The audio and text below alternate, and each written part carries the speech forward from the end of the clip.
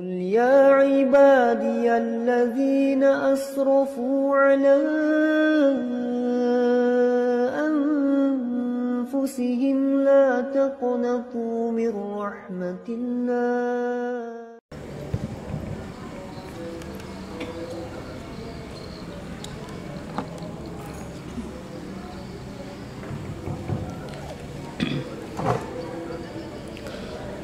Bismillahirrahmanirrahim.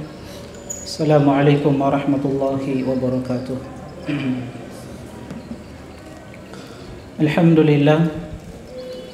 Alhamdulillahil karimil mannan dzil fadli wal ihsani alladzi hadana lil iman.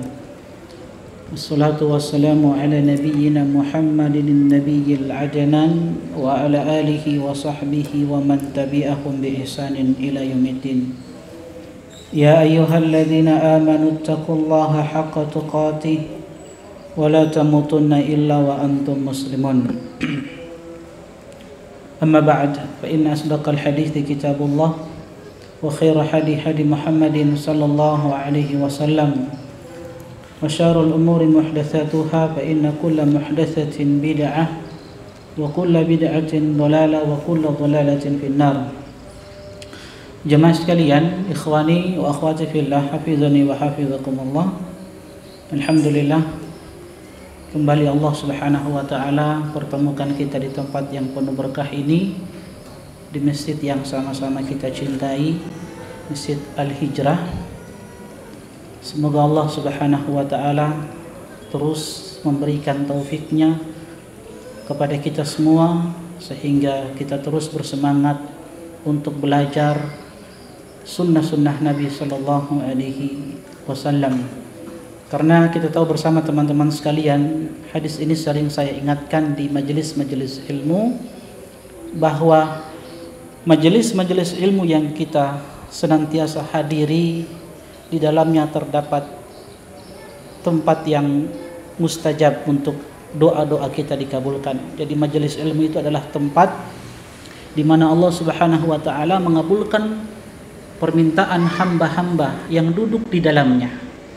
Makanya di dalam hadis riwayat Bukhari, hadis qudsi, di mana Allah Subhanahu wa taala berfirman, qad ghafartu lahum, sungguh aku telah memberikan ampunanku kepada mereka, orang-orang yang hadir di majelis ilmu. Wa ataituhum ma sa'alu, dan aku berikan apa yang mereka mintakan. Wa ajartuhum mimma stajaru, dan aku memberikan perlindungan kepada mereka dari apa yang mereka berlindung darinya, yaitu neraka Allah Subhanahu wa taala.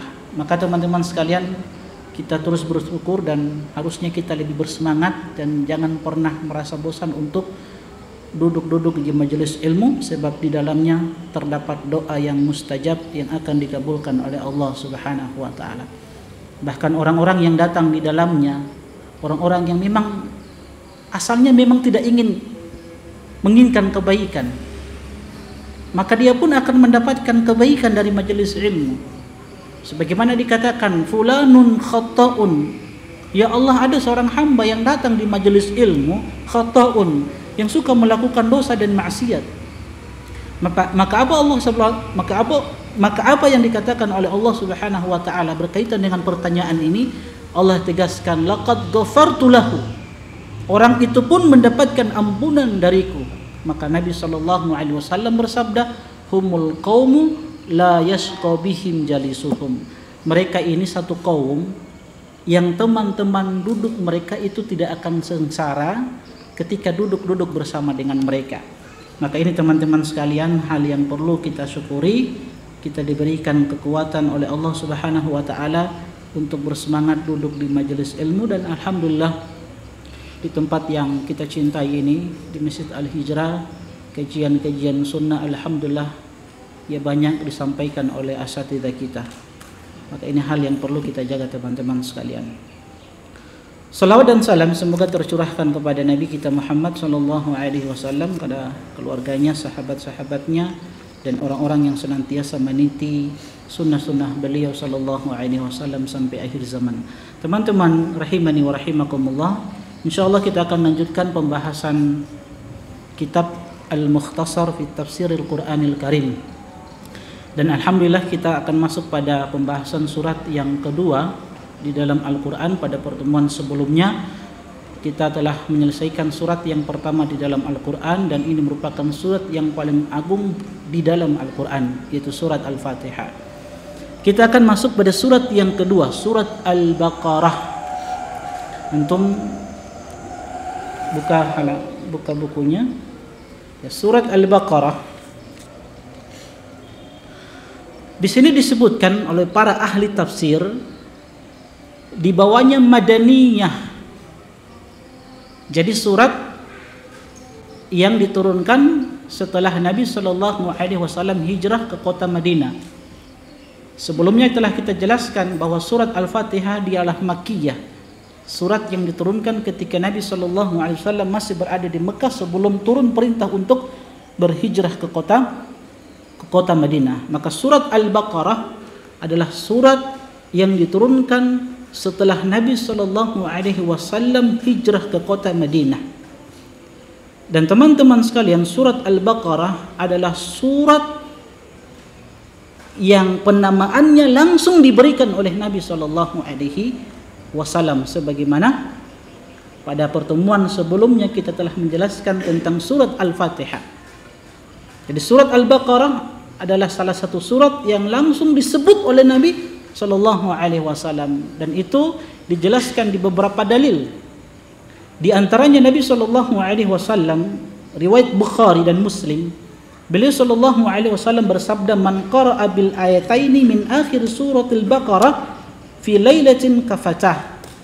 Siapa yang membaca dua ayat terakhir dari surat Al-Baqarah.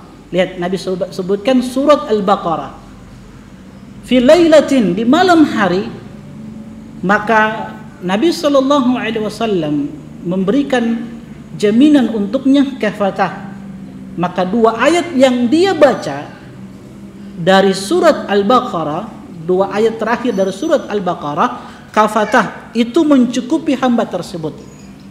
Nah, cuman para ulama silang pendapat di dalam menjelaskan kafatah, dua ayat terakhir dari surat Al-Baqarah yang dibaca oleh seorang hamba muslim dan muslimah fi lailatin, di malam hari, dan dua itu mencukupinya. Sebagian para ulama menjelaskan bahwa dua ayat yang terakhir dari surat Al-Baqarah yang dibaca oleh seorang hamba di malam hari sebelum tidur itu sebagai pengganti salat malam. Dan ini dijelaskan oleh Imam Nawawi rahimahullahu ta'ala. Sebagiannya mengatakan bahwa dua ayat yang terakhir dari surat Al-Baqarah yang dibaca oleh seorang hamba di malam hari sebelum dia tidur, maka dia akan mendapatkan perlindungan dari Allah, ya, mendapatkan perlindungan dari Allah terhadap gangguan-gangguan syaitan. Ya, itu makna dari kafatah, dua ayat terakhir ini mencukupi seorang hamba. Ala kulli hal, syahidnya yang ingin kita sebutkan bahwa Nabi menyebutkan surat Al-Baqarah. Begitu pula teman-teman sekalian, di dalam hadis yang lain riwayat Muslim, Nabi SAW bersabda, "La taj'alu buyutakum maqabir." Jangan sesekali antum jadikan rumah-rumah kalian itu maqabir, seperti kuburan-kuburan. Fa inna syaitan minal baitil ladzi tuqra'u fihi Al-Baqarah. Karena sesungguhnya Nabi SAW akan meninggalkan satu rumah yang dalamnya surat Al-Baqarah. Jadi ini satu keistimewaan surat Al-Baqarah, bahwa ketika seorang hamba membacanya di dalam rumahnya, maka syaitan tidak akan mendekati rumah tersebut. Jangan jadikan rumah itu seperti kuburan. Artinya mafhumul mukhalafah, pemahaman terbaliknya, bahwa memang kuburan itu bukan dijadikan sebagai tempat ibadah, kan seperti itu. Maka datang hadis yang menjelaskan bahwasanya Nabi SAW menyebutkan bahwa orang-orang yang menjadikan kuburan-kuburan sebagai tempat ibadah, dia mencari berkah di situ, dia berharap dan memohon pertolongan dari penghuni kubur, dia, kata Nabi SAW, adalah seburuk-buruk manusia di sisi Allah Subhanahu wa taala, sebagaimana yang dikabarkan oleh Ummu Salamah, istri Nabi SAW, ketika beliau berhijrah ke Habasyah. Nah, teman-teman sekalian, hafizani wa hafizakumullah. Begitu pula Nabi SAW menyebutkan di dalam hadis riwayat Muslim, Imam Ahmad, dan hadis ini hadis sahih. Nabi SAW bersabda, "Iqra'ul Qur'ana fa innahu ya'ti yaumal qiyamati syafi'an li ashabihi." Al-Qur'an, karena sesungguhnya Al-Quran itu akan datang di hari kiamat nanti, akan memberikan syafaat bagi orang-orang yang membacanya, yang mentadaburinya, yang mengamalkan Al-Quran tersebut. Kemudian Nabi SAW menyebutkan, "Iqra'u az-Zahrawaini." Bacalah Zahrawan. Apa itu Zahrawan? Nabi SAW sebutkan Al-Baqarah wa surah Ali Imran. Zahrawaini yang diperintahkan oleh Nabi SAW untuk dibaca. Jadi Zahrawan itu adalah dua penerang, dua yang memberikan cahaya. Apa itu? Surat Al-Baqarah dan surat Ali Imran. Maka Nabi SAW katakan, bacalah dua tersebut, dua surat tersebut, surat Al-Baqarah dan surat Ali Imran, karena keduanya, kata Nabi SAW, datang di hari kiamat nanti ka'annahumma ghammamatani. Datang dua surat ini, maksudnya amalan yang kita baca dari surat Al-Baqarah dan surat Ali Imran. Maka amalan ini yang kita baca dari surat Al-Baqarah dan surat Al Imran, dia akan datang di hari kiamat itu bagaikan dua naungan yang akan menaungi orang-orang yang membaca dua surat tersebut. Bahkan Nabi SAW tegaskan, "Tuhajjani an ashabihima." Dua surat ini akan menjadi pembela bagi orang-orang yang membaca dua surat tersebut. Maka Nabi SAW menyebutkan, "Iqra'u surat." Ditegaskan, baca surat Al-Baqarah. Syahidnya Nabi katakan, "Iqra'u," baca surat Al-Baqarah. Berarti surat Baqarah ini adalah surat yang langsung diberikan namanya oleh Nabi SAW. Fa inna akhdaha barakah. Yang membaca surat Al-Baqarah itu akan mendapatkan keberkahan. Wa tarkaha hasrah, meninggalkan untuk membaca dan mentadaburi serta mengamalkan isi kandungan dari surat Al-Baqarah itu sebuah penyesalan, kata Nabi SAW. Wala tastati'uha al-batalah. Dan surat Al-Baqarah, keistimewaannya, agungnya surat Al-Baqarah ini, ketika dibaca maka para tukang sihir tidak akan mampu untuk mengalahkan surat Al-Baqarah. Makanya salah satu ayat yang paling dahsyat yang dibaca ketika kita meruqyah seseorang, surat Al-Baqarah. Karena tukang sihir tidak akan mampu untuk melawan surat ini, kata Nabi SAW. Jadi teman-teman sekalian, surat Al-Baqarah itu punya keistimewaan. Orang-orang yang mempelajari dan membaca surat Al-Baqarah serta mengamalkan isi kandungan dari surat Al-Baqarah itu di sisi para sahabat adalah orang yang diagungkan. Jadi orang yang mempelajari surat Al-Baqarah, begitu pula surat Ali Imran, bagi sahabat-sahabat Nabi SAW, orang tersebut adalah orang yang dimuliakan, orang yang diagungkan. Anas bin Malik radhiyallahu taala anhu pernah berkata, "Kana ar-rajulu idza qara'a al-Baqarah wa ala Imran." Dulu seseorang di antara kita ketika dia membaca surat Al-Baqarah dan surat Ali Imran, jadda fina, yakni azumah, maka orang tersebut dalam pandangan kami adalah orang yang mulia, orang yang agung. Di dalam riwayat yang lain dikatakan, yu'addu fina aziman, seseorang yang kami muliakan, seseorang yang kami agungkan. Karena di dalamnya, teman-teman sekalian, nanti kita akan sebutkan, ya, berisi tentang perintah pertama di dalam Al-Quran kepada hamba-hambanya, yaitu untuk mentauhidkan Allah Subhanahu wa taala. Ya ayuhan nasu ubudu rabbakumul ladzi khalaqakum walladzina min qablikum la'allakum tattaqun. Allah Subhanahu wa taala perintahkan kepada hamba-hambanya, kepada manusia, ubudu rabbakum, artinya tauhidkan Allah Subhanahu wa taala. Nah, teman-teman sekalian, hafidhani wa hafidhakumullah. Jadi surat Al-Baqarah adalah surat madaniyah, dan surat ini langsung disebut oleh Nabi SAW. Dan telah kita jelaskan pada pertemuan sebelumnya, di awal-awal pertemuan, bahwa penamaan-penamaan surat di dalam Al-Quran itu ada silang pendapat di kalangan para ulama. Sebagiannya mengatakan bahwa nama-nama surat di dalam Al-Quran itu disebut diberikan oleh Nabi SAW. Sebagiannya mengatakan tidak semua surat-surat di dalam Al-Quran itu disebut langsung oleh Nabi SAW, tapi hasil ijtihad para sahabat-sahabat Nabi SAW. Baik, kita baca min maqasidis surah. Tujuan pokok dari surat ini, apa inti dari surat ini? Di sini para ahli tafsir mengatakan al-amru bitahqiqil khilafati fil ardi bi iqamatil islami wal istislami lillahi wat tahdhiri min hali bani Israel. Jadi di sini teman-teman sekalian, hafizani wa hafizakumullah, disebutkan bahwa tujuan pokok atau inti dari surat Al-Baqarah ini adalah perintah untuk merealisasikan khilafah fil ard. Bagaimana seorang hamba itu memakmurkan bumi Allah Subhanahu wa ta'ala. Karena memang tujuan Allah Subhanahu wa ta'ala ciptakan hambanya itu sebagai khalifah. Nanti akan datang penjelasannya, ya, ketika Allah Subhanahu wa ta'ala berfirman, wa id qala rabbuka lil malaikati inni ja'ilun fil ardi khalifah.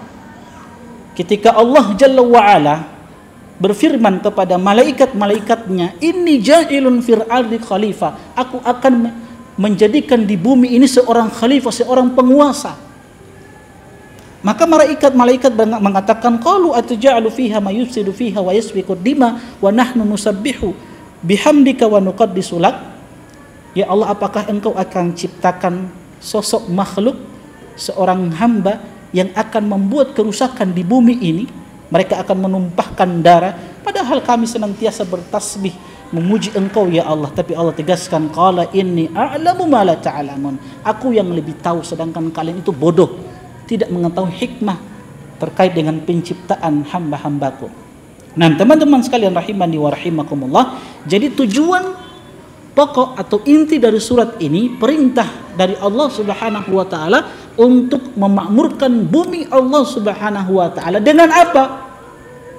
Biiqamatil Islam, dengan menegakkan Islam. Ini cara kita memakmurkan bumi Allah Subhanahu wa ta'ala. Kenapa Islam? Karena Islam satu-satunya agama yang Allah ridai. Innad dina indallahi al-Islam. Karena Islam satu-satunya agama yang Allah cintai, agama yang Allah ridai. Allah tidak akan menerima agama lain kecuali Islam. Kedua, Islam ini adalah rahmatan lil alamin, wa ma arsalnaka illa rahmatan lil alamin. Tidaklah kami mengutus engkau wahai Muhammad sallallahu alaihi wasallam kecuali sebagai rahmat lil alamin, untuk alam semesta ini. Islam adalah agama yang membawa kedamaian. Semua mendapatkan rahmat dari Islam. Semua makhluk, manusia, jin-jin, hewan-hewan, ya, tumbuh-tumbuhan, semua mendapatkan rahmat dari Islam, dan itu telah dijelaskan oleh Nabi sallallahu alaihi wasallam. Wal istislami lillahi ta'ala. Bagaimana cara kita memakmurkan bumi Allah Subhanahu wa ta'ala, di mana Allah menjadikan kita sebagai khalifah di bumi ini, sebagai penguasa di bumi ini? Tidak lain kecuali istislam. Apa itu istislam? Berserah diri secara totalitas kepada Allah Subhanahu wa ta'ala. Seorang muslim harus sami'na wa ta'na terhadap perintah-perintah dari Allah Subhanahu wa ta'ala. Berserah diri kepada Allah, dan itu bentuk realisasi dari firman Allah, inna salati wa nusuki wa mahyaya wa mamati lillahi rabbil alamin. Semua bentuk ibadah kita, solat kita, haji kita, ibadah kurban kita, bacaan Al-Quran kita, duduk-duduknya di majelis ilmu ini, semua lillahi rabbil alamin, untuk Allah Subhanahu wa ta'ala. Itu namanya al-istislam, berserah diri secara totalitas kepada Allah Subhanahu wa ta'ala. Tidak ada yang kita sembah, tidak ada yang kita minta, kecuali minta hanya kepada Allah Subhanahu wa ta'ala, dan beribadah hanya kepada Allah Subhanahu wa ta'ala. Wat tahdhiri min hali bani Israel. Dan intip dari surat Al-Baqarah ini terdapat peringatan ya dari keadaan Bani Israel. Nanti insya Allah di sini surat Al-Baqarah ini Allah akan jabarkan bagaimana keadaan Bani Israel. Maksudnya orang-orang Yahudi ya ketika mereka diperintahkan oleh Allah Subhanahu wa taala untuk melaksanakan ya sebuah amalan, sebuah perintah, tapi mereka ini ngeyel cari-cari alasan untuk melaksanakan perintah tersebut. Oke. At-tafsir. Summiyat surat Al-Baqarah bihadzal ismi liwurudi qissati Baqarah Bani Israil fiha. Kenapa surat ini disebut dengan surat Al-Baqarah? Nah, di sini dijelaskan liwurudi qissati Baqarati Bani Israil. Surat Al-Baqarah ini ada penyebutan cerita kisah tentang Baqarah, sapi betina Bani Israil. Yang antum sudah tahu bersama. Ya dulu ada seorang dari kalangan Bani Israil, orang ini hartawan, Masya Allah, orang yang banyak doi, fulus. Cuman masalahnya orang ini dia tidak punya keturunan, dia tidak punya anak. Maka harta yang melimpah ini tidak bisa diwariskan oleh anak kandungnya karena tidak punya anak. Orang yang kaya raya ini dari kalangan Bani Israil yang hidup di masa Nabi Musa alaihissalam, dia cuma punya satu kerabat saja. Nah tiba-tiba hartawan ini, orang yang kaya raya ini dari kalangan Bani Israil mati. Jenazahnya itu ditemukan di satu desa, pas di depan rumah salah seorang dari kalangan Bani Israil. Maka karib kerabatnya ini datang dan dia melihat jenazah tersebut, dan dia melihat ternyata sudah banyak orang. Nah karib kerabatnya ini, saudaranya ini menuduh bahwa orang yang hadir ini membunuh pamannya ini, yang hartawan, yang banyak hartanya. Akhirnya mereka apa? Adu argumen, ya, baku apa namanya orang Makassar, baku bombe, ya, baku marah, berujung pada pembunuhan.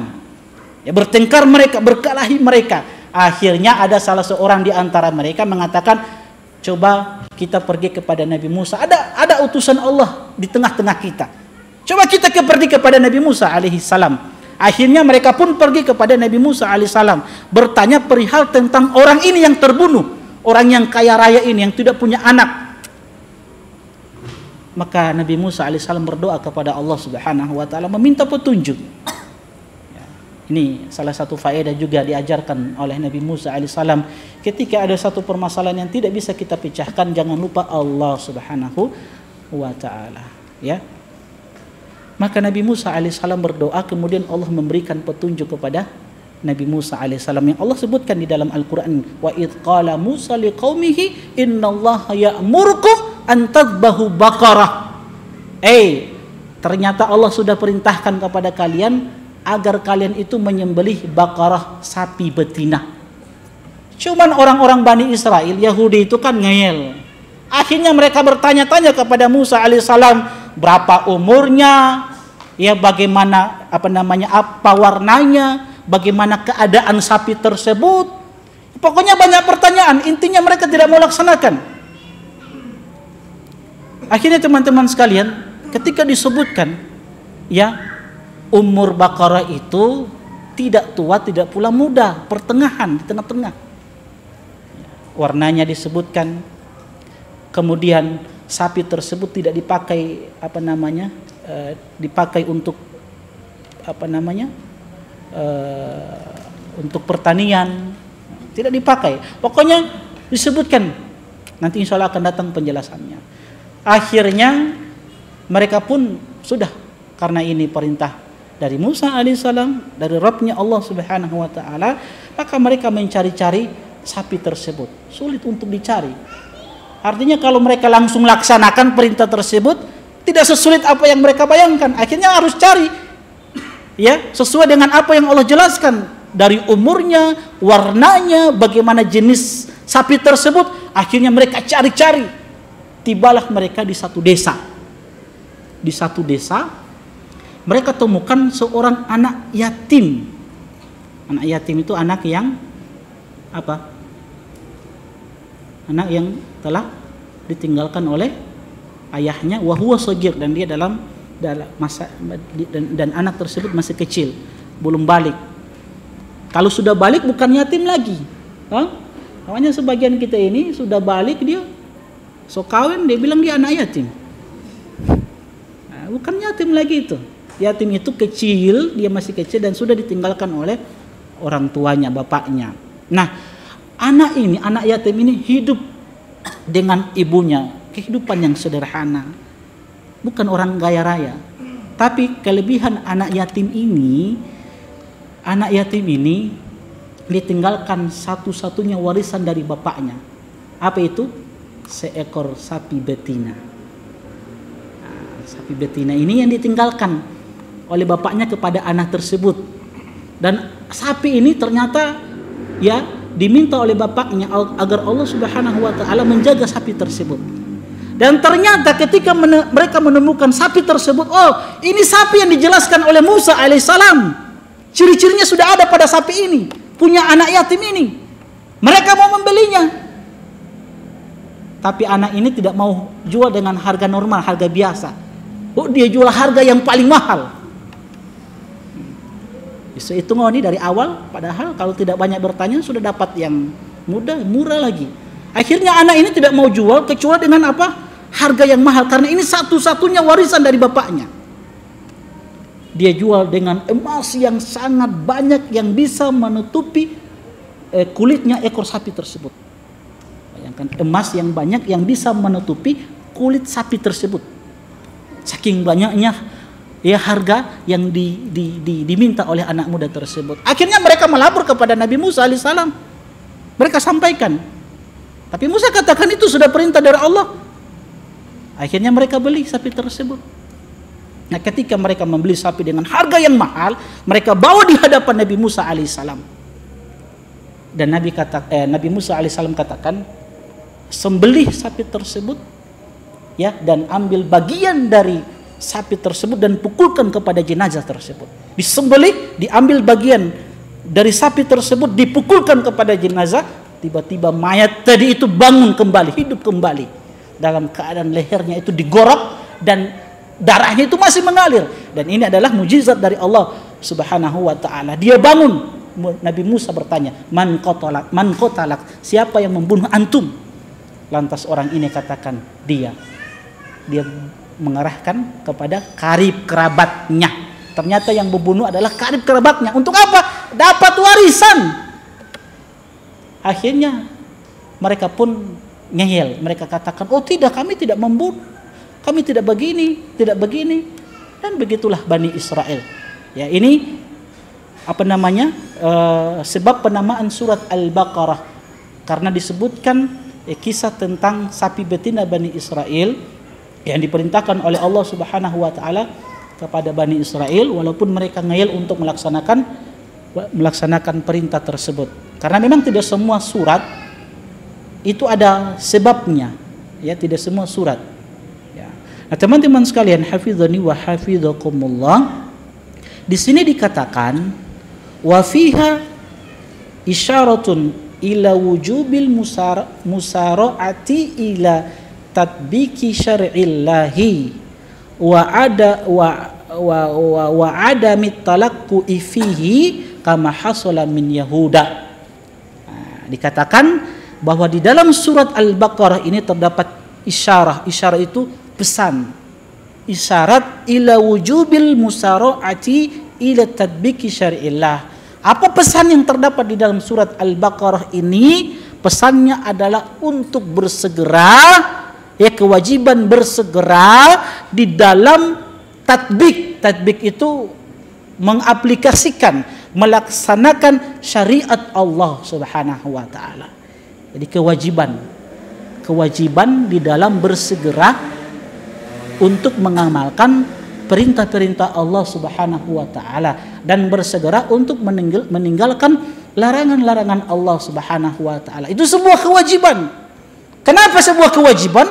Karena kalau kita melihat di dalam ayat-ayat Al-Qur'an datang dalam bentuk-bentuk perintah, fastabiqul khairat. Kata Allah, bersegeralah kalian untuk melaksanakan kebaikan-kebaikan, berlomba-lomba kalian untuk melakukan kebaikan-kebaikan. Wasari'u ila magfiratin min rabbikum wa jannatin 'arduhas samawati wal ard uiddat lil muttaqin. Ada perintah dari Allah, wasari'u, bersegera kalian untuk beramal untuk mendapatkan surga Allah Subhanahu wa taala, arduhas samawati wal ard, yang luas surga itu seluas langit dan bumi. Uiddat lil muttaqin, yang Allah persiapkan surga itu bagi orang-orang yang bertakwa. Jadi terdapat perintah, wa fi dzalika falyatanafasil mutanafisun, yang demikian itu untuk meraih surga kata Allah, falyatanafasil mutanafisun. Itu pula perintah, berlomba-lomba kalian untuk mendapatkan surga Allah Subhanahu wa taala. Kalau kita melihat bagaimana aplikasi Nabi sallallahu alaihi wasallam di dalam kehidupannya, suatu hari Nabi sallallahu alaihi wasallam itu pernah salat asar.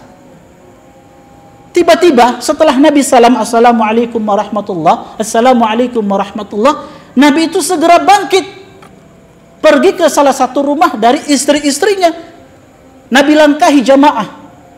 Sahabat-sahabat heran, kenapa dengan Nabi Shallallahu Alaihi Wasallam? Kan pasti kan sahabat itu kan heran, kan pasti ada sesuatu yang terjadi dengan Nabi Shallallahu Alaihi Wasallam. Entah itu ada surat, ada ayat yang turun kepada beliau Shallallahu Alaihi Wasallam. Maka Nabi Shallallahu Alaihi Wasallam pergi ke rumah salah satu dari istri-istrinya. Nabi itu mengambil sesuatu. Lantas Nabi Shallallahu Alaihi Wasallam kembali dan Nabi melihat di wajah-wajah sahabat, seakan-akan sahabat-sahabat ini heran dengan Nabi Shallallahu Alaihi Wasallam. Memang mereka heran. Maka Nabi Shallallahu Alaihi Wasallam katakan, pergi, ya tadzakkartu syai'an min tamrin. Nabi Shallallahu Alaihi Wasallam katakan, aku teringat tadi sesuatu. Apa itu?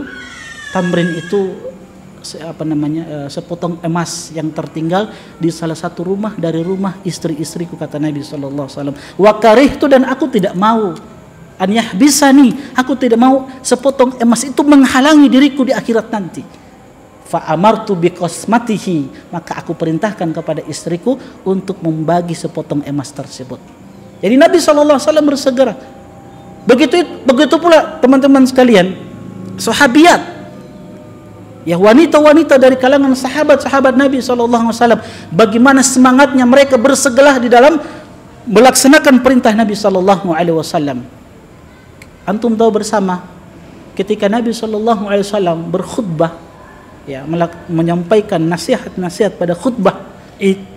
Setelah Nabi Shallallahu Alaihi Wasallam menyampaikan pesan-pesan secara umum kepada kaum muslimin, maka di antara sunnah Nabi itu pada khutbatul Id kita memberikan sebuah nasihat untuk para wanita, kan seperti itu. Itu kan sunnah Nabi Shallallahu Alaihi Wasallam.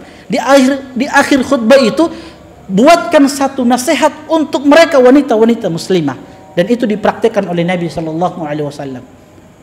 Maka ketika Nabi Shallallahu Alaihi Wasallam memberikan nasihat kepada wanita-wanita muslimah, Nabi kan ingatkan, ya, wahai kalian para wanita, ya tasaddaqna, bersedekahlah kalian, fa inna kunna aktsar min ahli nar, karena sesungguhnya kalian ini wahai ummahat, ya paling banyak di dalam neraka.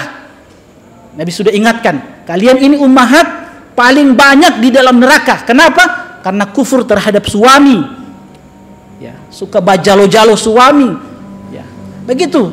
Itu yang menyebabkan mereka masuk ke dalam neraka. Maka Nabi katakan tasaddaqna, bersedekah kalian, banyak-banyak bersedekah. Maka apa yang dilakukan oleh sahabiat, wanita-wanita sahabat di masa Nabi Sallallahu Alaihi Wasallam, mereka segera keluarkan anting mereka, cincin mereka, kalung mereka dari emas mereka keluarkan dan mereka letakkan di bajunya Bilal radhiyallahu taala anhu. Lihat bagaimana segeranya mereka sahabiat di dalam mengamalkan perintah-perintah Nabi Sallallahu Alaihi Wasallam. Ya, kalau kita sekarang, kalau Ustadz ingatkan bahwa kalian itu adalah wanita-wanita penghuni neraka yang paling banyak di dalamnya, maka segera handphone mereka, iPhone mereka, ya, mereka jual, mereka sedekahkan, ya, mereka berikan ke Masjid Al-Hijrah, ya, laptop mereka, pokoknya barang-barang yang mahal, ya, diberikan untuk dakwah. Itu segera. Begitu sahabiat, wanita-wanita sahabat di masa Nabi Sallallahu Alaihi Wasallam. Mungkin timbul pertanyaan, Kenapa kewajiban bersegera di dalam melaksanakan syariat Allah Subhanahu wa taala? Ternyata teman-teman sekalian, jawabannya Allah telah sebutkan pula di dalam Al-Qur'an. Ini mengapa pentingnya kita belajar tafsir Al-Qur'an. Salah satu manfaat kenapa kita bersegera di dalam mengamalkan perintah-perintah Allah, syariat-syariat Allah Subhanahu wa taala, sebab dengan bersegeranya kita di dalam mengamalkan syariat Allah, di situ terdapat doa yang mustajab. Allah ketika menyebutkan tentang Nabi Zakaria, orang yang sudah tua, istrinya mandul, sulit untuk mendapatkan anak, tapi Zakaria alaihi salam senantiasa berdoa meminta kepada Allah Subhanahu wa taala.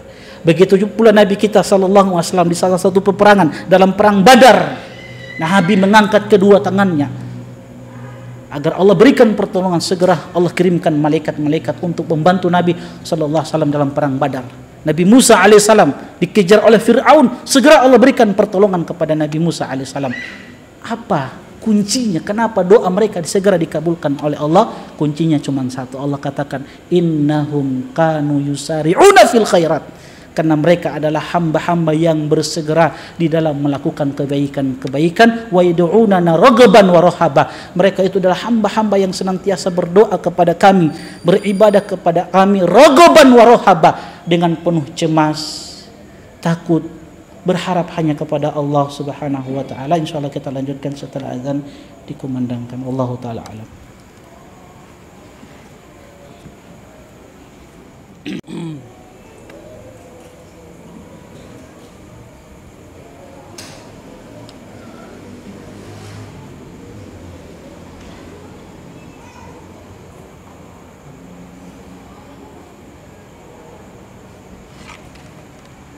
Teman-teman sekalian, hafidhani wa hafidhakumullah. Jadi itu salah satu alasan kenapa kita diperintahkan untuk bersegera di dalam melaksanakan syariat Allah Subhanahu wa taala. Sebuah kewajiban yang harus kita tunaikan di dalam melaksanakan perintah-perintah dari Allah Subhanahu wa taala. Jadi bersegera di dalam beramal itu adalah salah satu cara di dalam mengabulkan permintaan kita. Innahum kanu yusari'una fil khairat. Kedua teman-teman sekalian, bahwasanya dengan bersegera beramal, bersegera di dalam menunaikan syariat Allah Subhanahu wa taala, maka kita akan terdepan di dalam kita akan berada di garda terdepan di dalam mendapatkan kemuliaan. Apa kemuliaan di akhirat yang kita dapatkan nanti? Masuk ke dalam surga Allah Subhanahu wa taala.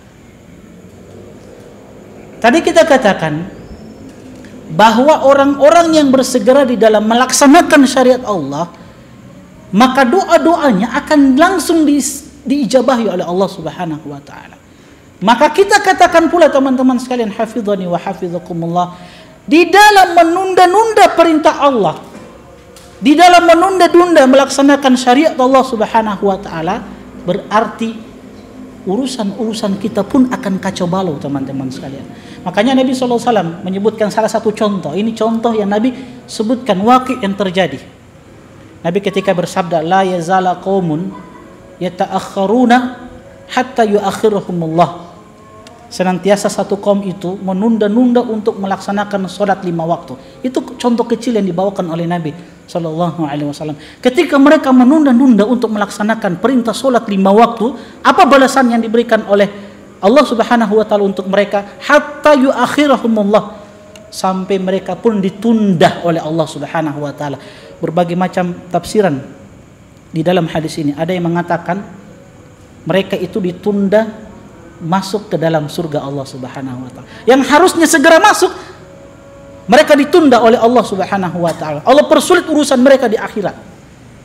Balasannya kebalikannya tadi kita sampaikan. Kalau kita bersegera di dalam beramal melaksanakan syariat Allah, berarti kita berada di garis terdepan di dalam mendapatkan kemuliaan untuk masuk ke dalam surga Allah Subhanahu wa taala. Sebagian para ulama yang mensyarah hadis ini mengatakan Allah tunda, Allah akhirkan, maksudnya Allah akhirkan urusan-urusan mereka di dunia. Yang harusnya urusan mereka itu sudah selesai dengan waktu yang mereka sudah tentukan. Kita sudah ada planning. Kuliah anak selesai 4 tahun. Selesai 4 tahun. Akhirnya sudah sampai 4 tahun, tertunda kuliah. Masih banyak mata kuliah harus diselesaikan. 5 tahun, 6 tahun, 7 tahun.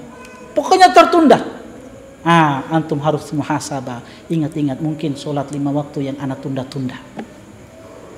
Begitu pula planning kita untuk menikah. Target anak tahun depan menikah. Masuk tahun depan, ada halangan. Entah itu mungkin uang yang sudah dikumpulkan tiba-tiba terpakai untuk urusan yang lain. Kan begitu. Atau tiba-tiba akhwat yang kita sudah incar, sudah ta'aruf, tiba-tiba orang tuanya berubah pikiran. Dengan alasan, mohon maaf, masih mau kasih kuliah lagi anak. Akhirnya tertunda lagi, tertunda. Harus muhasabah. Jadi teman-teman sekalian, hafizani wa hafizakumullah, kewajiban di dalam bersegera melaksanakan perintah Allah itu ditunjukkan oleh hadis-hadis yang sangat banyak. Begitu pula ayat-ayat Al-Quran. Di antaranya hadis Nabi, badiru bil a'mal, kata Nabi, segera kalian untuk beramal, jangan tunda-tunda. Makanya di sini dikatakan oleh para ahli tafsir yang menulis tafsir ini, dikatakan wa'adamu talakku'i. Talakku itu masdar dari talakka'a ya talakka'u. Artinya abto'ah, menunda-nunda sebuah pekerjaan, sebuah perintah. Itu namanya talakku. Di sini disebutkan wa'adami talakku'i fihi. Tidak boleh kita menunda-nunda sebuah perintah, kewajiban untuk bersegera di dalam beramal. Kama hasola min Yahud, sebagaimana itu hasol terjadi dari orang-orang Yahudi Bani Israel yang mereka menunda-nunda perintah yang Allah perintahkan kepada mereka. Baik teman-teman sekalian, hafizani wa hafizakumullah, kita masuk ayat yang pertama. Ayat yang pertama, oke, ada yang mau baca 5 ayat pertama dari surat Al-Baqarah? Mungkin ini penjelasan di kesempatan malam yang berbahagia ini. Ada yang mau baca 5 ayat pertama dari surat Al-Baqarah? Silakan supaya kita dapat berkahnya.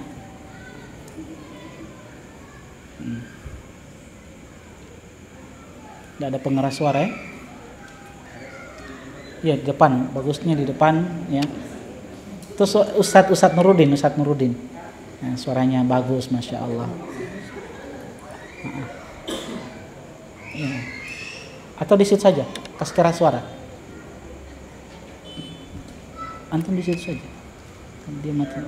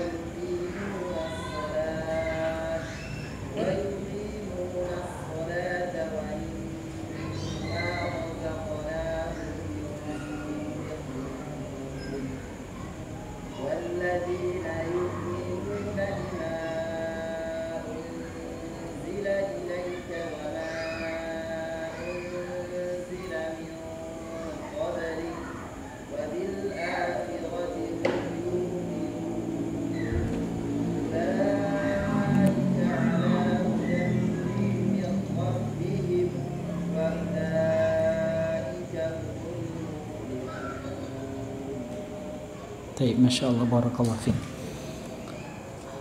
Ayat yang pertama, alif lam mim.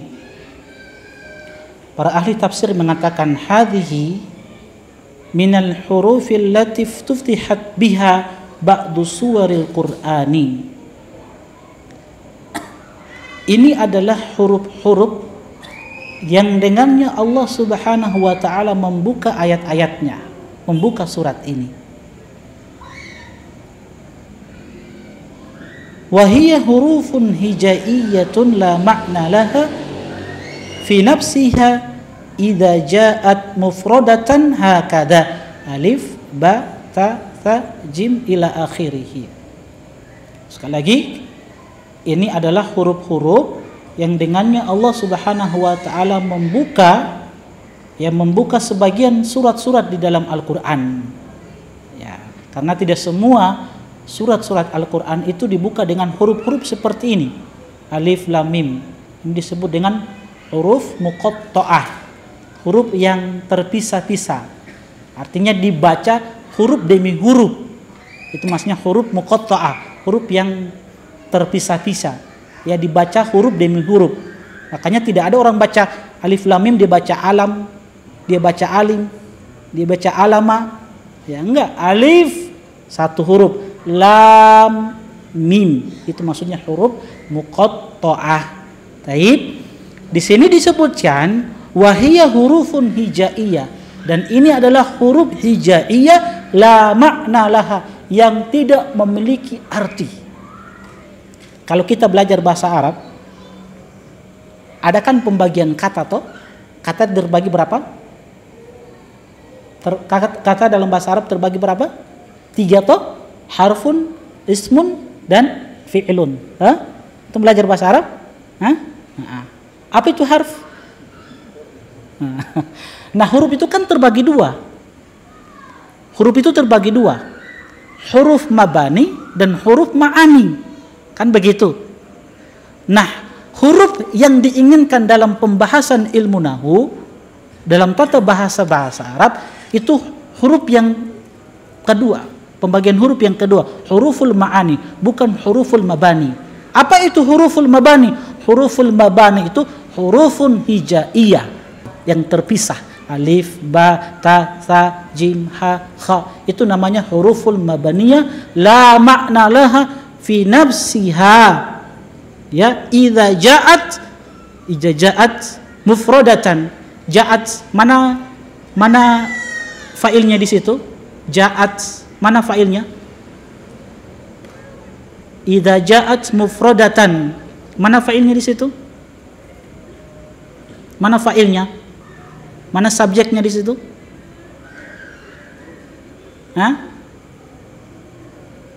Kenapa ada ta'u ta'nis pada kata ja'a? Mana failnya? Huruf. Takdir ya, hurufun hijaiyah ja'at mufradatan. Ketika dia datang terpisah satu persatu, maka tidak ada makna fi nafsiha, pada zatnya. Dia tidak ada makna. Alif ba ta tha. Ini disebut hurufun muqatta'ah yang tidak ada satupun ulama tafsir menafsirkan makna ini, huruf muqatta'ah. Karena kata para ulama, huruf muqatta'ah alif lam mim, alif lam ra, toha, yasin, dan ayat-ayat dan surat dan huruf-huruf muqatta'ah yang lainnya, itu maknanya diserahkan hanya kepada Allah Subhanahu wa taala. Tapi kata para ulama, di sini dia punya hikmah dan tujuan. Karena tidak mungkin Allah mendatangkan huruf-huruf seperti itu, maka tidak mungkin tidak ada hikmah dan tujuannya. Tidak mungkin. Karena semua penciptaan Allah di bumi ini pasti ada hikmah. Begitu juga Al-Quran yang merupakan kalamullah, pasti ada hikmah di balik itu. Allah datangkan huruf-huruf muqatta'ah, pasti ada hikmah. Makanya di sini disebutkan walaha hikmatun wa magza. Dan itu punya hikmah dan tujuan. Magza itu tujuan. Magza itu maksud. Ada maksud dan tujuan, ada hikmahnya. Apa hikmahnya? Para ulama berusaha untuk menggali hikmahnya. Hikmahnya kata para ulama lil intibah, untuk menarik perhatian orang-orang Quraisy ketika itu. Kenapa? Karena ayat-ayat Al-Quran diturunkan dengan bahasa mereka. Nabi ketika ke pasar-pasar berdakwah, ketika Nabi sebutkan ayat-ayat seperti ini, Nabi awali dengan alif lam mim, alif lam ra, toha, yasin, supaya orang-orang Quraisy mendengar, ini bahasa kita, alif lam mim, ini bahasa kita, huruf-huruf yang kita pakai di dalam berbicara, huruf-huruf yang kita pakai di dalam merangkai satu kata, yang dengan kata itu kita pakai untuk berbahasa. Jadi menarik perhatian mereka. Apa yang yang Muhammad mau sampaikan ini. Setelah ini apa yang dia sampaikan? Dzalikal kitabul la raiba fi. Jadi lil intibah, untuk menarik perhatian mereka. Itu hikmahnya. Jadi bukan yang ditafsirkan oleh orang-orang sufi, dikatakan alif lam mim itu, alif itu Allah, lam itu malaikat Jibril katanya, mim itu Muhammad. Ini tafsir amburadul dan tafsir khurafat seperti ini. Ya, tafsir khurafat, ya, tidak ada dalilnya. Ya, itu menyimpang. Sebagaimana Toha, mereka katakan Toha itu siapa? Muhammad. Kita katakan Toha itu huruful muqatta'ah. Dia huruf yang terpisah, yang datang terpisah-pisah satu persatu. Huruf demi huruf kita sebutkan. Toha, Yasin, Yasin, jangan baca Yasa. Ya. Nah teman-teman sekalian, hafidhani wa hafidhakumullah. Kemudian walaha hikmatun wa maghza. Jadi itu hikmahnya ya, lil intibah, untuk menarik perhatian mereka, orang-orang Quraisy. Ya, alif lam mim dzalikal kitabu la raiba fi hudal lil muttaqin. Alif lam mim tanzilul kitabi, dalam surat As-Sajdah, alif lam mim tanzilul kitabi la raiba fihi birabbil alamin bal huwa am yaquluna iftara bal huwal haqqu min rabbik bal huwal haqqu min rabbika, dan seterusnya, dan ayat-ayat yang lainnya. Taib. Di sini dikatakan haitsu la yujadu fil Qur'ani ma la hikmata lahu, karena haitsu, di mana tidak akan didapati di dalam Al-Qur'an apa yang tidak memiliki hikmah. Semuanya pasti memiliki hikmah. Semuanya pasti memiliki hikmah. Semua yang Allah syariatkan itu punya hikmah dan tujuan yang mulia untuk hamba-hambanya. Inna hadzal Qur'an yahdi lillati hiya aqwam. Sesungguhnya Al-Qur'an ini memberikan petunjuk kepada jalan yang lurus. Al-Qur'an, dia memberikan hikmah yang luar biasa. Makanya Syekh Shinqiti rahimahullahu taala ketika menyebutkan tafsir ini, beliau katakan ternyata subhanallah, dari Al-Qur'an yang memberikan petunjuk yang lurus itu, di dalamnya ada hikmah yang luar biasa. Di antaranya ketika Allah mensyariatkan yang namanya ta'adud, poligami, di situ punya hikmah yang luar biasa dari ayat yang mulia ini. Hikmahnya beliau sebutkan untuk perempuan, untuk laki-laki, dan hikmah ini untuk umat manusia. Hikmah poligami untuk perempuan apa? Disebutkan oleh Syekh Shinqiti rahimahullah ta'ala, Syekh Al-Amin Shinqiti, bukan Syekh Mukhtar ya, Al-Amin Shinqiti. Beliau sampaikan hikmah disyariatkannya ta'adud poligami, hikmah untuk perempuan apa? Agar mereka tidak terhalangi dari pernikahan. Kasihan banyak wanita-wanita, karena itu sunatullah, wanita itu yang paling banyak dari perempuan toh. Coba lihat antum, bandingkan kajian di malam hari ini, laki-laki ikhwan dengan akhwat di atas, yang lebih banyak siapa? Akhwat toh? Lebih banyak mereka. Ini sudah sunatullah. Kalau tidak disyariatkan ini, banyak yang dari mereka terhalangi untuk menikah. Iya, akhirnya dengan poligami ini terselamatkan mereka. Begitu kan, itu intinya sebenarnya. Iya, itu kan intinya. Yang satu-satu ini selamatkan mereka. Kasihan banyak yang sudah di atas 25 tahun. Sudah pada galau. Ada yang 30 tahun belum menikah. Ada yang dosen yang dia tanya sama saya, itu sudah di atas 30 belum menikah. Di mana antum-antum? Nah, itu hikmahnya untuk perempuan.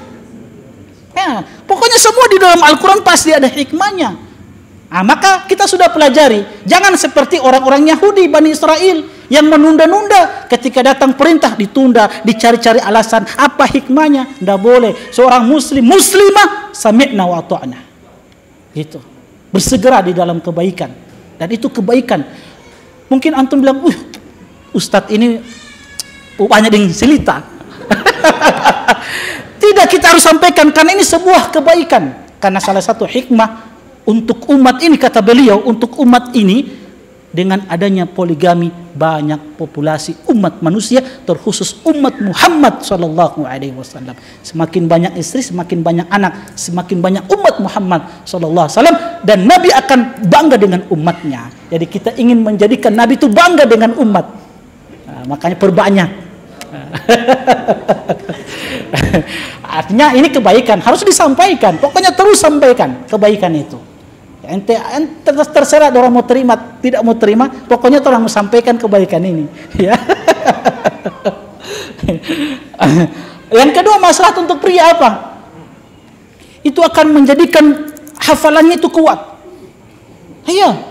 Dengan banyak melakukan hubungan itu, jima, itu akan menguatkan hafalan dia, akan menyehatkan badan-badannya. Iya, dan itu sudah diteliti. Iya. Coba antum buktikan. Antum menikah dulu yang kedua kalinya akan terbukti. Nah, gitu. Oke, pokoknya intinya disampaikan bahwa semua yang di dalam Al-Quran pasti ada hikmah. Tidak ada yang tidak ada hikmah, pasti ada hikmah. Baik, kita baca lagi. Wa min ahammi hikamiha, dan hikmah yang paling agung apa itu? Al-isyaratu. Ini hikmah diturunkannya surat-surat diturunkannya huruf-huruf terputus ini. Alif lam mim, alif lam ra, Yasin, ya Toha. Apa hikmahnya? Hikmah yang paling agung al-isyaratu ila at-tahaddi. Tahaddi itu tantangan. Allah ingin menantang, dari kata tahadda ya tahadda. Tahaddi itu masdar. Allah ingin menantang at-tahaddi bil Qur'ani alladhi yatakawwanu minal hurufi nafsiha allati ya'rifunaha wa yatakallamuna biha. Ini yang tadi saya sampaikan. Jadi Allah ingin menantang dengan huruf-huruf tersebut, datangkan semisal dengan Al-Quran. Huruf-huruf yang kalian rangkai dengan huruf-huruf itu sebuah kata, dan jadilah sebuah kalimat yang kalian pakai untuk berbahasa. Coba datangkan semisal dengan Al-Quran. Itu hikmahnya. Jadi lil intibah, untuk menarik perhatian. Jadi alif lam mim bukan Allah, bukan Jibril, bukan Muhammad, ya. Kemudian dikatakan lidza ya'ti ghaliban ba'daha dzikrun lil Qur'anil Karimi. Oleh karena itu, ya, kebanyakan setelah penyebutan huruf-huruf muqatta' ini ada penyebutan Al-Qur'anul Karim. Alif lam mim, dzalikal kitabu la raiba fi, alif lam ra, alif lam mim, tanzilul kitabi la raiba fihi mir rabbil alamin. Ya, jadi ini merupakan sesuatu yang punya hikmah. Kama fi hadhihi surah. Kemudian yang kedua, kita percepat ya. Yang kedua, dzalikal kitabu la raiba fihi hudal lil muttaqin. Ini Al-Qur'an la raiba fihi, tidak ada keraguan di dalamnya, hudan lil muttaqin, sebagai petunjuk bagi orang-orang yang bertakwa. Dijelaskan oleh para ahli tafsir di dalam kitab ini Al-Mukhtasar fi Tafsiril Qur'anil Karim, dzalikal Qur'anul Azim, itulah Al-Qur'an yang agung, yang mulia, la syakka fihi, yang tidak ada keraguan di dalamnya.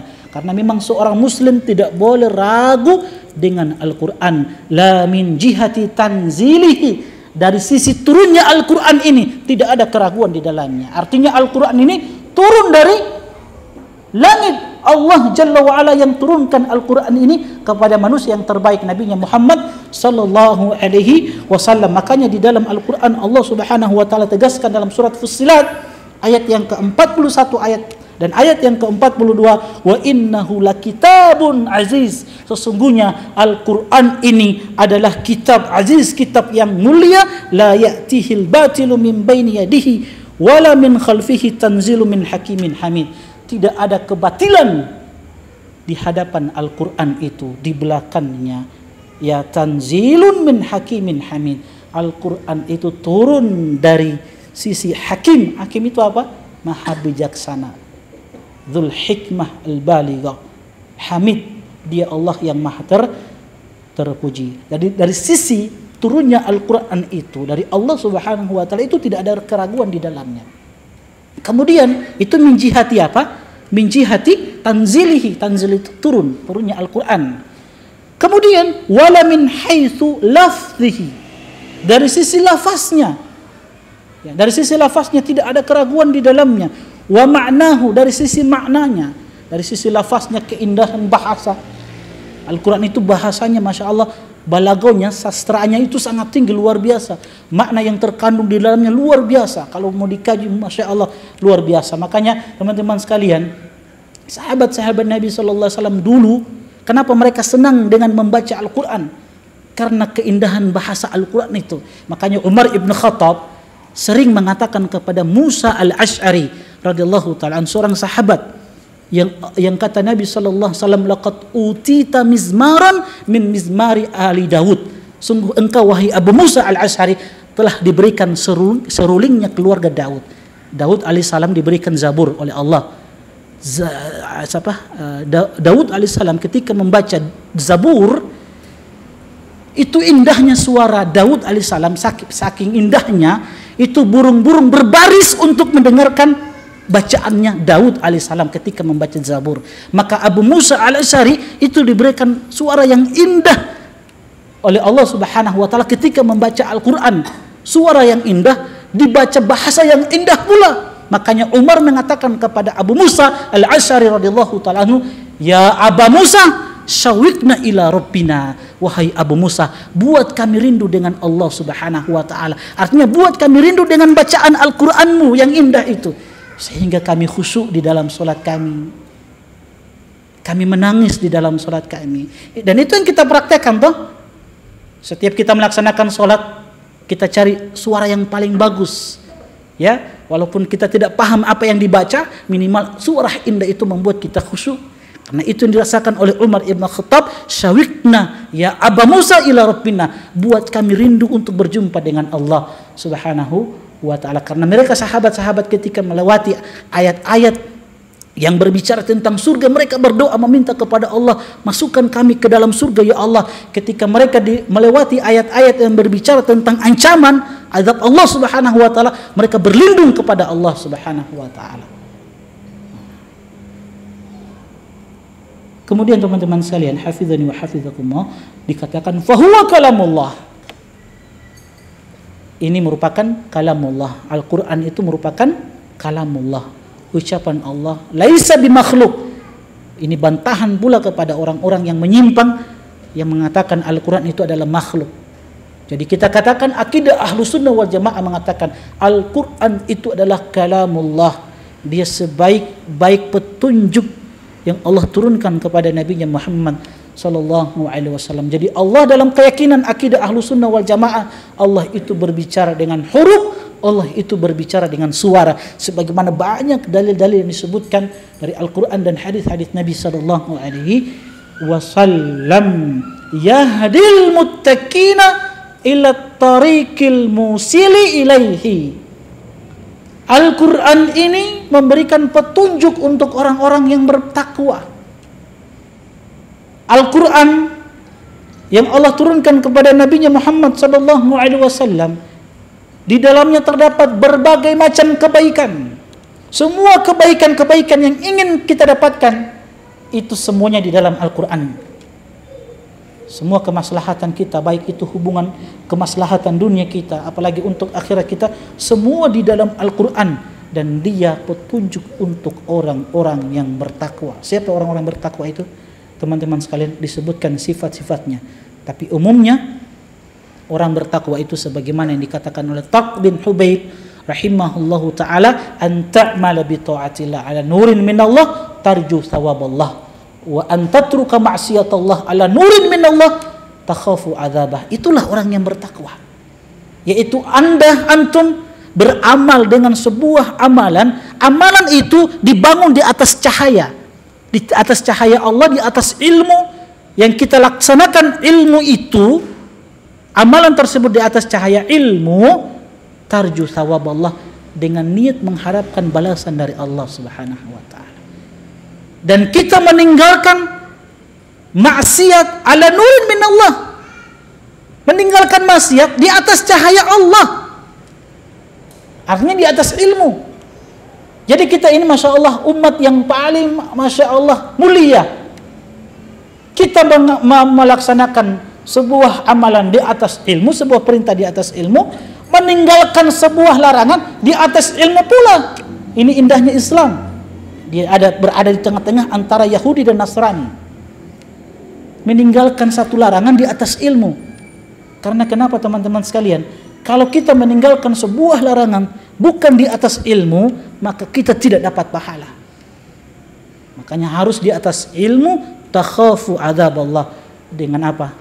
Dengan perasaan kita takut kepada Allah Subhanahu wa taala. Itu orang yang bertakwa, kata Talq bin Hubaib rahimahullahu taala. Maka orang-orang yang bertakwa disebutkan sifat-sifat mereka. Apa sifat-sifat mereka? Nah, di dalam ayat yang ketiga, alladzina yu'minuna bil ghaibi. Mereka adalah orang-orang yang beriman pada perkara-perkara gaib. Sesuatu yang mereka tidak bisa melihatnya. Ya, sesuatu yang tidak bisa terbetik dalam benak mereka. Wa yuqimunas shalah. Sifat yang kedua apa? Mereka senantiasa menegakkan salat 5 waktu. Wa mimma razaqnahum yunfikun. Dan dari sebagian rezeki yang kami berikan kepada mereka, itu mereka infakkan, mereka sedekahkan di jalan Allah Subhanahu wa taala. Oke, kita baca. Kata para ahli tafsir,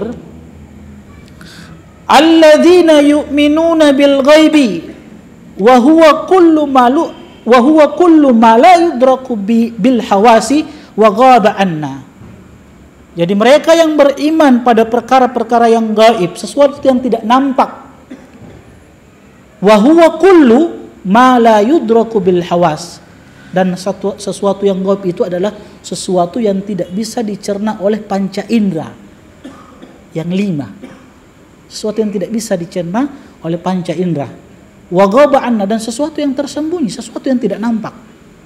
Itu perkara gaib.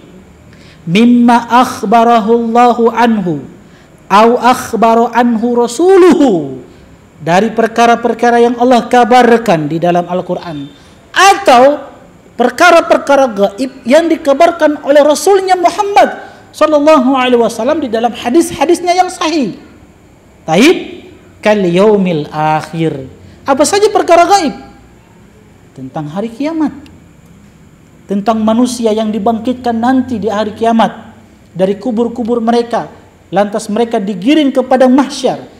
Di padang mahsyar mereka menunggu putusan Allah Subhanahu wa taala dengan waktu yang sangat panjang, sampai mereka datang kepada Nabi sallallahu alaihi wasallam untuk meminta kepada Allah agar keputusan itu disegerakan oleh Allah Subhanahu wa taala, karena dahsyatnya hari tersebut. Hari di mana mereka berdiri di padang mahsyar, matahari itu dekat 1 mil di atas kepala mereka. Ada yang tenggelam dengan keringatnya. Ada pula orang-orang yang dinaungi dengan amalan-amalan soleh.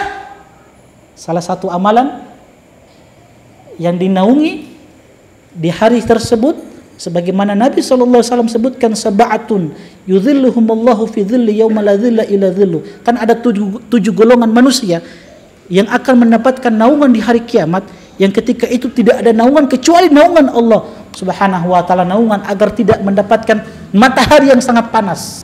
Salah satunya kata Nabi sallallahu alaihi wasallam, sifat ini yang disebutkan, seorang yang bersedekah dengan tangan kanannya, lantas tangan kirinya tidak mengetahui apa yang disedekahkan oleh tangan kirinya tidak mengetahui apa yang disedekahkan oleh tangan kanannya. Yang pertama disebutkan oleh Nabi siapa?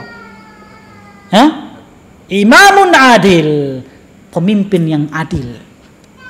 Golongan pertama yang disebutkan oleh Nabi, imamun adil, pemimpin yang adil. Nah, tugas kita sebagai khalifah di bumi Allah ini harus berhukum dengan hukum Allah Subhanahu wa taala, menegakkan hukum Allah dengan seadil-adilnya. Dan itu sebagaimana yang Allah Subhanahu wa taala perintahkan kepada Daud. Yang Allah katakan di dalam Al-Qur'an tentang Daud alaihi salam. Jadi Allah Subhanahu wa taala katakan tentang Daud, ya Daud, inna ja'alnaka khalifatan fil ard. Wahai Daud, kata Allah Subhanahu wa taala, kami jadikan Ya, ya Daud, inna ja'alnaka khalifatan fil ard. Wahai Daud, sesungguhnya kami jadikan engkau sebagai khalifah, sebagai penguasa di bumi ini. Kata Allah, fahkum bainan nasi bil haq.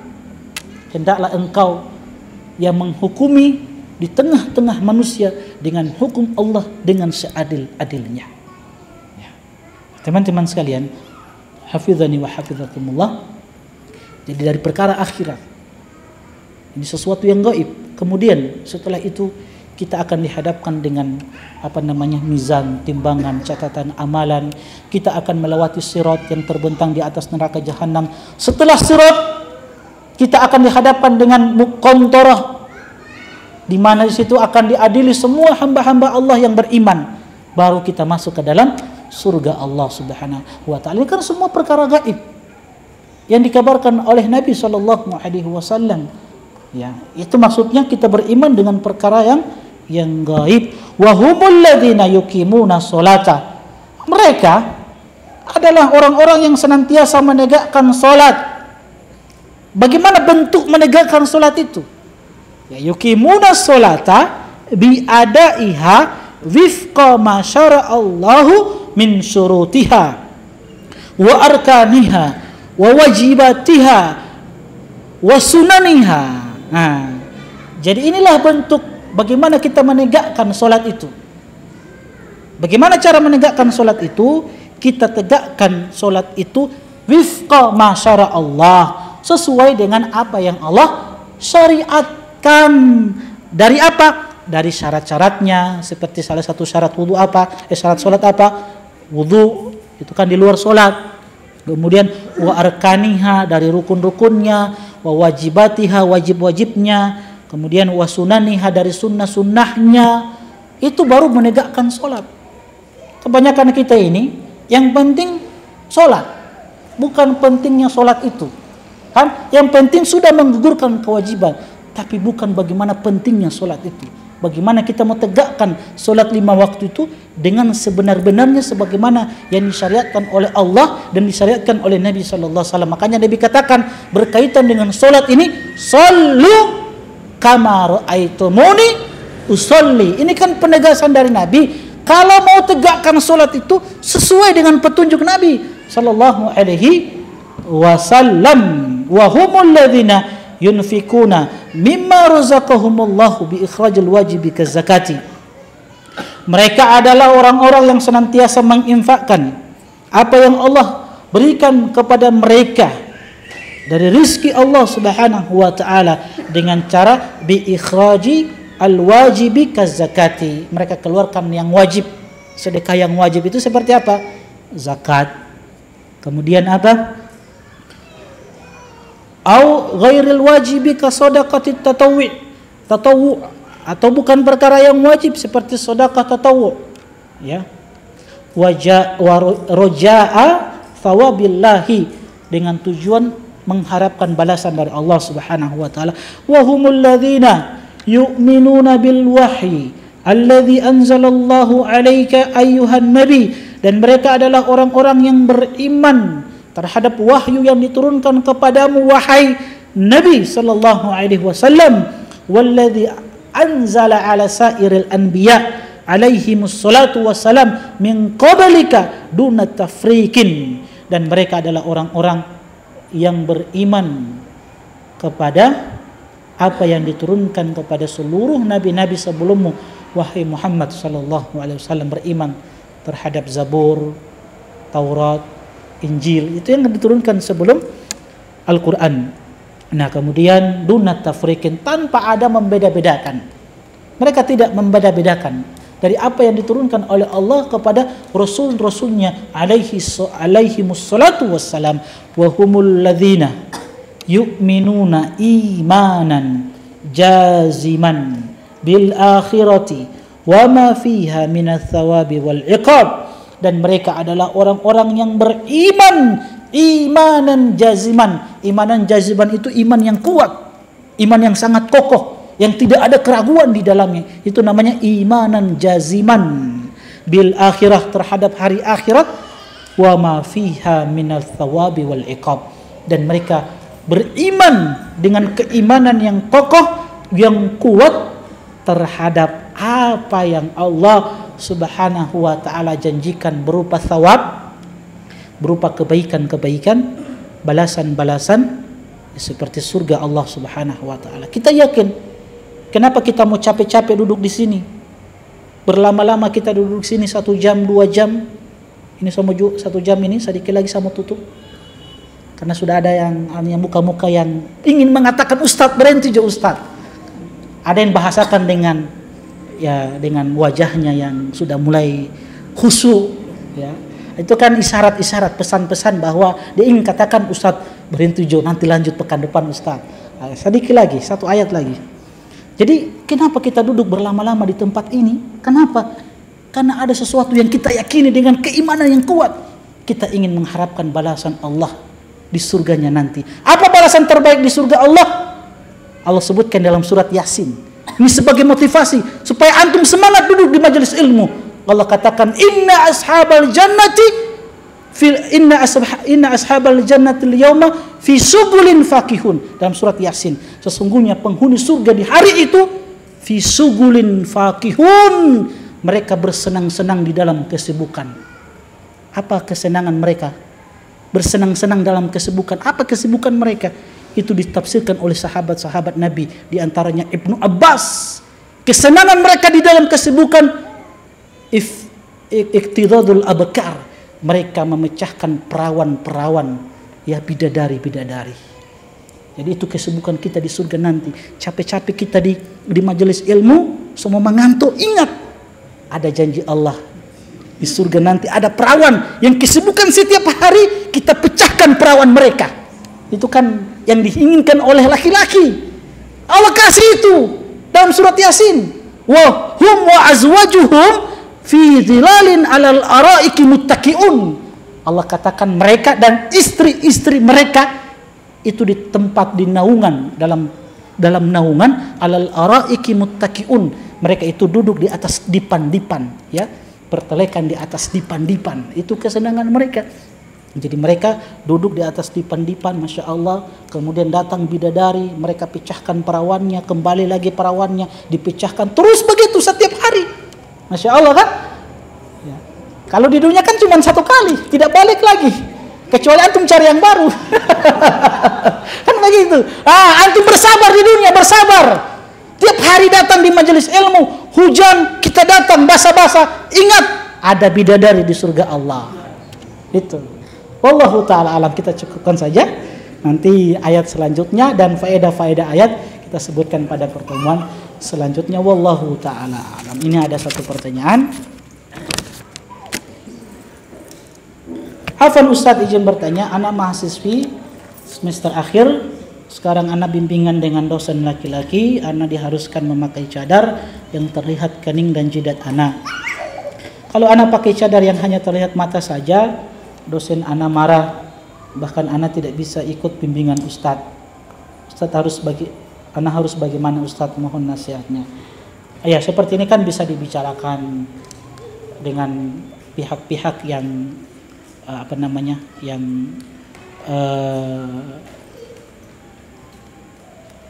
berurusan dengan hal-hal yang seperti ini. Pihak-pihak yang bertanggung jawab. Akhirnya bicarakan dengan baik-baik dengan dosen. Sampaikan kepada dekannya baik-baik. Nah, kalau memang dosennya seperti itu dan ada mudorotnya, ya sudah. Ya, kita pakai saja ini. Kalau memang dipaksa ya pakai apa saja? Pakai masker kan? Ya, pakai saja masker. Ya, pakai masker saja. Ya, untuk dosen itu, dosen laki-laki. Tapi kita berusaha sampaikan kepada dosen hal-hal yang seperti ini. Sebenarnya boleh. Tinggal bahasa kita kepada mereka. Insya Allah kalau kita sampaikan dengan baik, insya Allah mereka akan dengar. Kalaupun memang mereka paksa kita dan mereka berbuat di hal-hal yang memang sudah bukan sesuatu yang menjadi kewajiban mereka, ya sudah kan bisa kita laporkan, sampaikan kepada yang lebih berhak, ya, yang lebih berkewajiban untuk menyelesaikan masalah-masalah seperti ini. Allah Ta'ala alam. Banyak-banyak berdoa kepada Allah Subhanahu wa ta'ala. Memang kita ini di masa-masa fitnah, disuruh banyak-banyak bersabar. Sudah seperti itu konsekuensinya. Maka teman-teman sekalian, yang dituntut adalah kesabaran. Wallahu ta'ala alam. Kita cukupkan karena sudah jam 8 lewat. Tersisa satu ayat ya, satu ayat, kemudian satu ayat lagi ya. Ayat yang kelima, kita ambil min fawaidil ayat. Kita ambil faedah-faedah dari 5 ayat yang disebutkan oleh para ahli tafsir di dalam surat Al-Baqarah, 5 ayat pertama dari surat Al-Baqarah. Oke, jadi teman-teman sekalian, kesimpulannya di 5 ayat pertama ini Allah Subhanahu wa taala menyebutkan tentang sifat orang yang bertakwa. Orang yang bertakwa itu orang yang secara zahirnya baik, batinnya pula baik. Nanti akan disebutkan setelah itu golongan yang kedua. Golongan yang zahirnya rusak, batinnya juga rusak. Dan Allah akan jabarkan golongan yang ketiga, yang zahirnya Masya Allah baik, tapi batinnya rusak. Siapa itu? Munafik. Kalau yang kedua, orang-orang kafir. Yang pertama, orang-orang yang bertakwa, zahirnya baik, batinnya juga baik. Ini insya Allah kita akan jelaskan pada pertemuan selanjutnya. Subhanakallahumma bihamdik, asyhadu an la ilaha illa anta, astaghfiruka wa atubu ilaik. Assalamualaikum warahmatullahi wabarakatuh.